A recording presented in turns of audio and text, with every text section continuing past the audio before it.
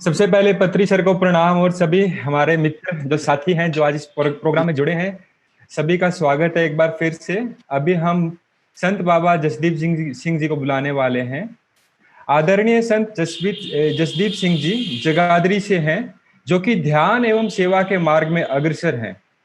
कुछ वर्षों से संत श्री हरियाणा में गुरु कृपा निवास सेवा के तहत जरूरतमंद परिवारों के को घर बनाकर दे रहे हैं, जो कि अपने आप में एक शिरोमणि सेवा है। और इस कार्यक्रम में मैं बाबा जी का तहे दिल से स्वागत करता हूं, और बाकी सभी मित्रों को मैं एक बार फिर से स्वागत करता हूं कि वो और भी जुड़ें और इस कार्यक्रम को और हम नॉलेज के साथ में बाबा जी की जो शेयरिंग रहेगी उसके साथ में और अपनी नॉलेज को बढ़ाएं। थैंक यू बाबा जी। Thank you. मैं सर पत्री सर, मैं संत जी के बारे में कुछ बताना चाहूँगी कि कैसे इनसे 5-6 साल से इनसे जब मुलाकात हुई और मुलाकात होने के बाद इनके अंदर जो एक निर्गुण स्थिति का भाव देखा। और उन दिनों गीता मैं पढ़ रही थी कि जिसमें हम तामसिक और राजसिक और सात्विक और शुद्ध सात्विक और उसके बाद निर्गुण स्थिति क्या होती है। और वो मैंने संत जी के अंदर देखी कि जब भी कहीं से भी वो निकलते हैं, तो अपने निर्गुण स्थिति में ही वो ये कहते हैं कि अच्छा ये इस परिवार के पास घर नहीं है, तो वो इतनी बड़ी सेवा देते हैं कि घर बनवाते हैं। रहने वाले यमुनानगर से हैं, लेकिन जहाँ पर भी जाएँगे वहाँ पर ही जाकर ये उस घर का या कमरे का या किसी संस्था का निर्माण करना शुरू कर देते हैं। तो आज हम उनका स्वागत करते हैं। संत जसदीप जी का स्वागत है आपका। बहुत नमस्कार स्वामी जी, नमस्कार स्वामी जी, नमस्कार और प्रणाम। मैं सबसे पहले तो हमारी आदरणीय बहन डॉक्टर संगीता नेहरा, जो कि डायरेक्टर आयुष डिपार्टमेंट हरियाणा में वो डायरेक्टर पद पर सुशोभित हैं। मैं सबसे पहले तो जो ये आज का सेशन जो है डिजिटल ध्यान यज्ञ का उन्होंने का आह्वान किया, उसके लिए उनका धन्यवाद करता हूँ। और उसके बाद मैं परम पूज्य स्वामी अत्री जी महाराज उनको नमन करता हूँ। और मैं तकरीबन पिछले 1.5-2 घंटे से इस सेशन को देख रहा हूँ। स्वामी अत्री जी ने बहुत अपना अनुभव जो योग के विषय में, ध्यान के विषय में वो शेयर किया।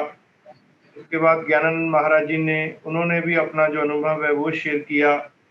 और परम पूज्य अत्री जी महाराज वो तो बीच बीच में कई बार उन्होंने अपने अनुभव को शेयर किया। मैं बहुत खुशी अनुभव करता हूं कि आज बहन जी ने मुझे भी आप सब लोगों के दर्शन करने का जो ये सौभाग्य समय है ये दिया। ध्यान के विषय में आप सब लोग काफी बातें आपने सुनी हैं, और हमारा तो जो देश है, जो कल्चर है, इसमें हमारे पुराने जो योग ऋषि हुए और जिन्होंने ध्यान के इस मार्ग में बहुत बड़ी पदवियां हासिल करी, तो उनकी तरफ मेरा ध्यान जाते हुए मैं सबसे पहले मेरे ख्याल में तो मेरे अपने जो सिख धर्म के गुरु नानक देव जी, जो ध्यान की प्रकाष्ठा पे वो अपने जीवन में पहुंचे और युवा अवस्था में। मैं बहन संगीता जी को सुन रहा था, बीच में उन्होंने एक बात कही कि ध्यान की शक्ति से एक साधारण नर नारायण तक हो सकता है। मैं उसी पे बोलना उचित समझूंगा कि कैसे एक नर जो है वो नारायण के रूप में स्थापित हो सकता है। भाव उनका ये था कि ध्यान से जो शक्तियां पैदा होती हैं, ध्यान से जो ऊर्जा पैदा होती है, उससे इंसान खुद का भी भला करता है, अपने परिवार का भी भला करता है, और उस ऊर्जा से वो समाज का भी भला करता है। 2 तरह का धन होता है। एक दुनियावी धन जिसको सारी दुनिया कमा रही है, सारी दुनिया उस दुनियावी धन के पीछे पड़ी हुई है कि हम लखपति हो जाएं, करोड़पति हो जाएं, अरबपति हो जाएं। और आप ये देखिए, अगर किसी के पास दुनियावी धन होगा तो वो दिखेगा। अगर उसने कमाया होगा तो दिखेगा, उसकी कोठियों के रूप में दिखेगा, उसकी गाड़ियों के रूप में दिखेगा। दुनियावी धन की शक्ति जो है वो उसके रहन सहन के, उसकी लग्जरी लाइफ से दिखेगी। आप सोचिए कि अगर दुनियावी धन की शक्ति नजर आती है, तो जो ध्यान की शक्ति है, ध्यान की ऊर्जा है, अगर वो किसी के पास होगी तो वो भी नजर आएगी।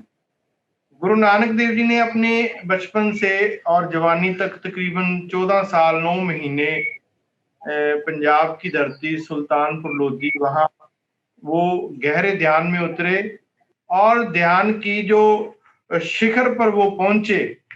हम उनको तो एक साधारण नर नहीं कह सकते, साधारण इंसान नहीं कह सकते।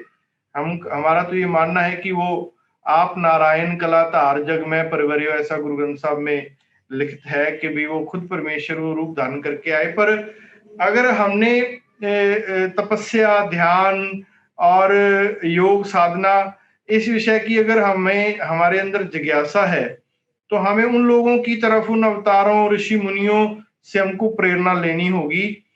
सबसे पहली बात तो ये है कि आज की जो जनरेशन है वो उनका इस तरफ इंटरेस्ट बहुत कम है, और है भी कुछ जानकारी तो वो बहुत प्राइमरी लेवल की जानकारी है। हमारा एक स्वाभाविक बात है कि रुचि, इंटरेस्ट इस बात पे बनती है कि किस चीज में ज्यादा हमें प्रॉफिट है, किस चीज में हमारा ज्यादा लाभ है, ऐसा हम क्या करें जिससे हमारे जीवन में यश पैदा हो, हमारे समाज में इज्जत मान पैदा हो। तो हमारा कुदरती जिस तरफ से ज्यादा प्राप्ति हो उधर हमारा ध्यान चला जाता है। तो ध्यान से जो शक्तियां, ध्यान से जो एक ऊर्जा पैदा होती है, उससे हमारे जीवन में मैं समझता हूं कि आप हमारे ऋषि मुनियों और गुरुओं के जीवन से आप एग्जाम्पल ले सकते हैं। बहुत ऐसी शिक्षाएं हैं। भगवान कृष्ण ध्यान की पराकाष्ठा पे थे, तो एक जो लेडीज उनके सामने आई, जिसका सारा जीवन जो है, आप जैसे कहते हैं ना कि कुब निकला होता है पीछे, वो झुक के चलना होता है, सारा जीवन वो अपनी कमर सीधी नहीं कर पाई। तो भगवान कृष्ण के संपर्क में जब वो आई तो उन्होंने उनके यहाँ कंधे पे हाथ रख के जब उनको अपनी ध्यान की ऊर्जा, अपनी शक्ति से उसको सीधा खड़ा कर दिया, और उसका जो वो रोग थी, जो असाध्य कर्म रोग था, उससे उसकी निवृत्ति मिली। तो मैं ये समझता हूँ ऐसे सैकड़ों, हजारों, लाखों एग्जाम्पल है। ये जो हिंदुस्तान की धरती है, ये गुरुओं, पीरों, पैगंबरों, ऋषि मुनियों की धरती है, और रोगों की निवृत्ति ध्यान से होती है। मन की शांति, मन की एकाग्रता, वो हमें ध्यान से मिलती है। पर यह है कि ध्यान की बहुत मंजिलें हैं। बहुत लोग जो ध्यान कर रहे हैं, ध्यान की प्राइमरी स्टेज में ही वो रह जाते हैं। अगर कोई जो है संपूर्ण गुरु अगर मिले, जिसको इसमें उपलब्धि हासिल हो, उनके मार्गदर्शन में जब कोई इस तरफ आगे बढ़ता है, तो ये अगली मंजिलों तक भी हम पहुंचते हैं। गुरु नानक देव जी जब पूरे वर्ल्ड टूर पे थे, उन्होंने 4 बार वर्ल्ड टूर किया, और लाखों लोगों को उद्धार उन्होंने अपने ध्यान की शक्ति से किया। तो एक पाकिस्तान में सिंध प्रांत है, वहां एक पहाड़ी पर जो है एक साधु था जो बहुत अहंकारी था, और गुरु नानक देव जी उस पहाड़ी के नीचे बैठे तो उनके जो साथी थे, बालाजी, मर्दाना जी ने कहा, गुरुजी मुझे बहुत प्यास लगी है। तो गुरुजी कहने लगे, इधर उधर तुम थोड़ा देखो, कोई कुआं मिल जाए, कोई तालाब मिल जाए, कोई पानी का सोर्स हो तो तुम अपनी प्यास बुझाओ। उन्होंने सारा नजदीक का एरिया जो था वो खंगाला, लेकिन कहीं पानी उपलब्ध नहीं था। गुरुजी के चरणों में विनती करी, महाराज आप कुछ कृपा कीजिए। तो गुरु साहब अंतर ध्यान हुए, तो अंतर ध्यान होकर उनको महसूस हुआ कि पानी तो बहुत नजदीक है, पर थोड़ा कष्ट उठाना पड़ेगा। गुरु साहब कहने लगे कि ये पहाड़ी के ऊपर एक साधु है, और उसके ऊपर उसने अपनी तप बल से उस पहाड़ी के ऊपर जो है वो पानी का जो है तालाब छोटा सा बनाया हुआ है, आप जाओ वहां से पानी पी के आओ। वहां गए तो जब वहां पहुंचे, साधु को नमस्कार करी, उसने पूछा कि कौन हो तुम, क्या नाम है तुम्हारा। जो वो साधु था वो पीर था, मुस्लिम संत था। तो गुरु जी का जो सेवक था मर्दाना, वो भी मुस्लिम थे। उन्होंने कहा जी मेरा नाम मर्दाना है और मैं अपने गुरु के साथ इस तरफ आया हुआ था, प्यास लगी तो मेरे गुरु ने बताया कि यहाँ पानी है। तो बड़ा हैरान हुआ कि एक तो तुम मुसलमान और फिर तुम, हमारे मुसलमानों में वो कहते कि गुरु शब्द होता नहीं, मुर्शद होता है। तो क्या नाम है तुम्हारे गुरु का? कह रहे जी गुरु नानक। कहते अच्छा, तो फिर तेरे गुरु नानक के पास इतनी ही शक्ति है तो क्यों ना उन्होंने तेरे को पानी उपलब्ध करा दिया अपने तप बल से, तो मेरे पास क्यों भेजा? तो उन्होंने ज्यादा उससे बहस करने की बजाय वो तालाब की तरफ हुए और पानी पीने की कोशिश करी। तो उसने साधु ने जो था उसका अपमान किया मर्दाना जी का, कि आप यहाँ पानी नहीं पी सकते, या आप उस गुरु को त्यागिए और मुझे गुरु धारण करिए, और अगर उन्हीं को गुरु धारण करना है तो उनमें तपबल तो होगा, फिर वो पानी तेरे को वो पिलाएं, तुम यहाँ से जा सकते हो। नीचे आए, गुरु जी के चरणों में नमस्कार करी, कहते महाराज वो तो बहुत अहंकारी है और उसने ऐसे शब्द बोले हैं। दोबारा जब दूसरी बार भेजा, नई बात बनी, तीसरी बार भेजा, तीसरी बार में तो वो हाथ उठाने तक की नौबत आई। आके विनती करी, कहते महाराज मैं प्यासा मर जाऊंगा लेकिन अब मैं ऊपर नहीं जाऊंगा, मैं ये अपमान बर्दाश्त नहीं कर सकता, आप मेरे को एक अहंकारी तपस्वी के पास भेज रहे हो। गुरु साहब ने कहा कि अच्छा कोई बात नहीं, अगर ये बात है तो बैठो। उन्होंने एक छड़ी उठाई और छड़ी उठा के, ये एक ध्यान की शक्ति की मैं बात कर रहा हूँ कि ध्यान से जो ऊपर की जो अवस्थाएं हैं, मार्फत की जो अवस्थाएं हैं, उनमें जो विचरने वाले साधु संत हैं, उनको जैसे गुरबाणी में आता है कि 9 निधियां 18 सिद्धियां पीछे लगियां फिरन, भाव कि हम सुनते ही आए हैं कि निधियां सिद्धियां रिद्धियां जो होती हैं, ये एक वो पराकाष्ठा पे पहुंचने वाले लोगों को ये सब प्राप्त होता है। छड़ी उठाई और उसी पहाड़ी के गर्भ में दे मारी। छड़ी जब बाहर निकाली तो उसमें से पानी का चश्मा फूट पड़ा। वो पानी नीचे तो चल पड़ा और ऊपर का जो उस पीर का पानी था वो सूख गया। जब उसने देखा कि ये मेरे तालाब का पानी सूख गया, क्या हुआ, जब वो ऊपर से झांका नीचे तो उसने देखा अरे बाप रे, ये तो सचमुच जो गुरु हैं, ये इनमें बहुत बड़ी कला है। तो उसको थोड़ा क्रोध आया कि ये मेरे अहंकार पर चोट है। उन्होंने एक बहुत बड़ी शिला जो पत्थर है अपने योग बल के दम से ऊपर से लुढ़का दी गुरु जी की तरफ, और जब वो नीचे की तरफ लुढ़की, आवाज भयंकर आवाज आई कि टनों बाहर एक पत्थर जब लुढ़कता है तो उसकी गति कितनी तेज होती होगी, आप समझ सकते हैं।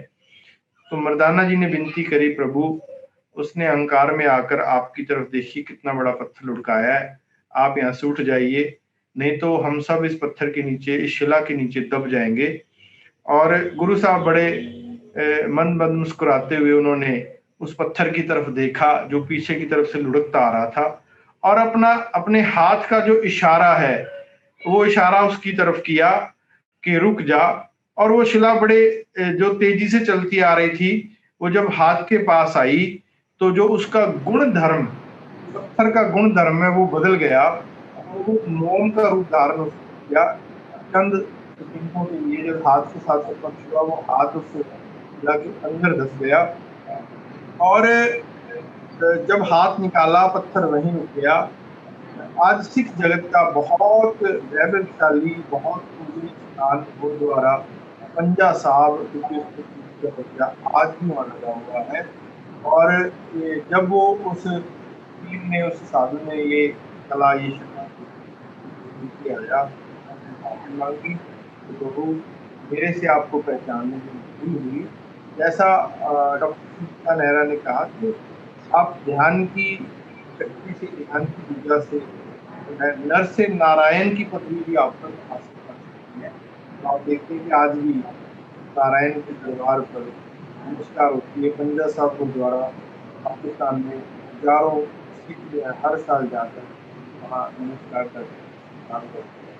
मैं अंत में यही विनती करूँगा कि ध्यान की तरफ चलने वाले जो जिज्ञासु हैं, सबसे पहले तो उन महापुरुषों का संग करें जिन्होंने ध्यान के मार्ग में कुछ उपलब्धि हासिल की हो, उस उपलब्धि का मतलब ये है कि आपको महसूस हो कि हाँ, हम जैसे आप किसी टीचर के पास पढ़ते हैं तो किसी ने जेबीटी है, उससे ऊपर बीएड है, उससे ऊपर एमएड है, फिर पीएचडी है, वो पढ़ाइयाँ करके टीचर है, लेक्चरर है, प्रोफेसर है, अलग-अलग उसकी कैटेगरीज हैं, लेवल हैं। ध्यान में भी ऐसे ही जब आप किसी का साथ आपको मिले तो वो किन मंजिलों पे वो पहुंचे हुए हैं। ऐसे ही आप यूट्यूब के माध्यम से या सोशल मीडिया के माध्यम से थोड़ी बहुत जानकारी लेकर हम प्राइमरी स्टेज तक तो आ सकते हैं, पर ऊपरली मंजिलों तक नहीं जा सकते जब तक हम बहुत गहराई में ना उतरेंगे। जो ध्यान से ऊर्जा पैदा होनी चाहिए वो नहीं हो पाएगी।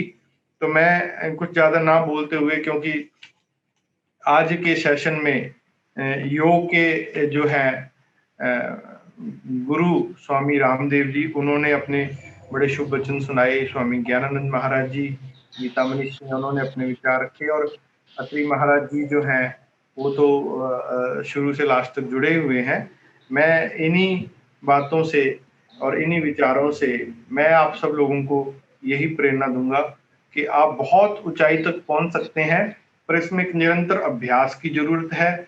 इससे सबसे पहले आपके मन को शांति मिलेगी, उसके साथ फिर आपके शरीर में ऊर्जा पैदा होनी शुरू होगी, फिर एक लेवल ये आएगा कि आपका शरीर स्वस्थ होना शुरू होगा, फिर उसके बाद जो ऊर्जा बढ़ती चली जाएगी उसका प्रभाव जो आपके परिवार पर, आपके नेटवर्क में जो लोग हैं उन लोगों पर, और फिर करते करते वो मंजिलें भी प्राप्त हो सकती हैं जिससे आप समाज का भी भला कर सकते हैं। ये ऐसा विषय है, इसकी जो श्रेष्ठ जो लेवल है वो ऐसे सोशल मीडिया के माध्यम से शायद उन चीजों का आप शेयर नहीं कर सकते। मैं धन्यवाद करता हूँ फिर एक बार बहन जी डॉक्टर संगीता नेहरा जी से का, और अत्रि महाराज जी परम पूजनीक, वो लास्ट तक जुड़े हुए हैं। मैं सब चीजें देख रहा था, बड़ा आनंद आया इस सेशन में जुड़कर। बहुत बहुत धन्यवाद। धन्यवाद संत जी, आपने बहुत अच्छी एक कहानी के रूप में हमें समझाया। हरियाणा।